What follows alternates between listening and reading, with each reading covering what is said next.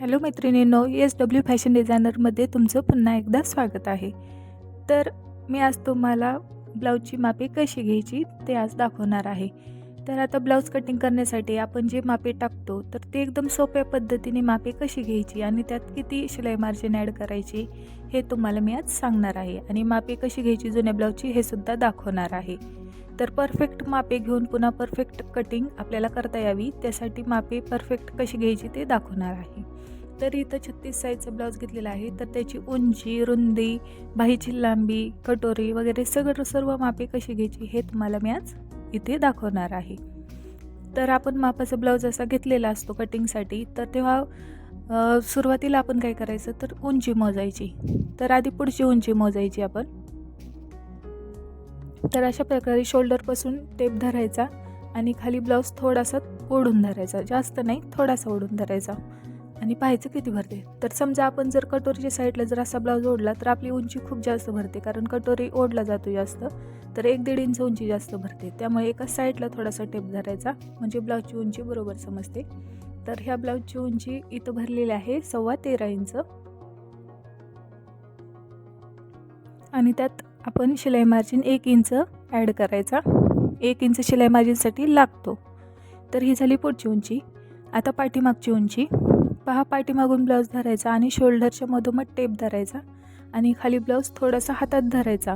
खाली ब्लाऊज ठेवून कधीच मापे घ्यायची नाहीत, हातात धरायचा थोडासा उचलून ब्लाऊज आणि पाहायचा किती भरते. तर 13 इंच पाठीमागची उंची भरते. तर प्लस 1 इंच आपण शिलाई मार्जिनसाठी ठेवायचं. आता ब्लाऊजची आपण काय पाहणार आहोत, छातीची रुंदी ब्लाऊजची किती टाकायची.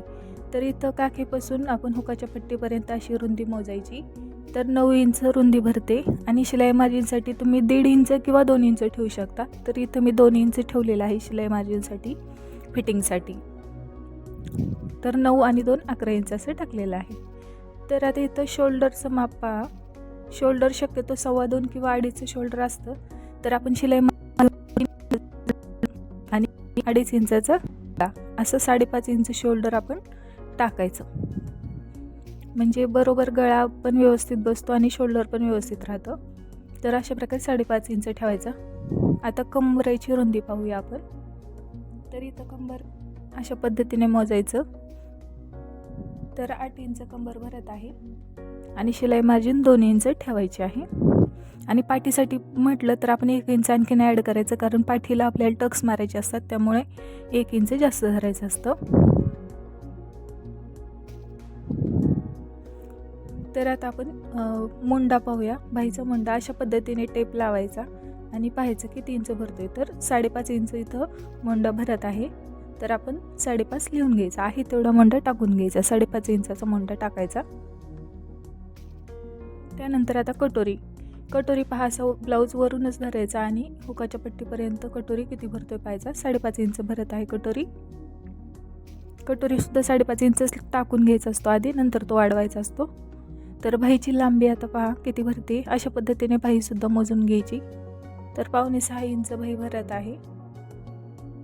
5.25 इंच आणि 1 इंच शिलाई मार्जिनसाठी असं आपण 6.25 इंचाची बाही ठेवायची असते.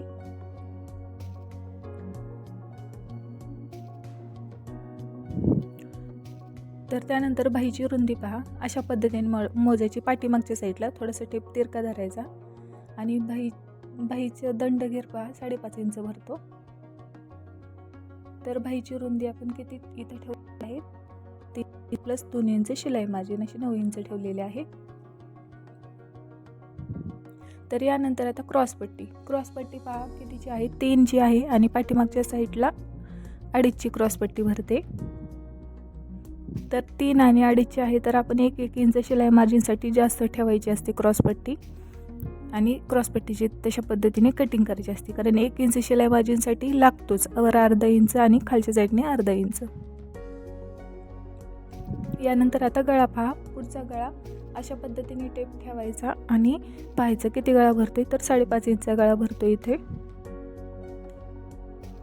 तर मीडियम साईजचा शक्यतो 5.5 इंचाचाच गळा आपण टाकायचा असतो. जर जास्त खोल असेल गळा पुढचा तर 6 इंचाचा टाकायचा आणि कमी असेल तर 5 टाकायचा. पण शक्यतो मीडियम 5.5 टाकायचा. आता पाठीमागचा गळा पहा. पाठीमागचा गळासुद्धा असा टेप धरून आपण पाहायचा कुठपर्यंत भरतोय व्यवस्थित. तर आता 8.5 इंच इथं गळा भरलेला आहे. तर त्याचा या ब्लाऊजचा गळा आहे. तर अशा पद्धतीने आपण गळ्याची मापेसुद्धा घेतलेली आहे.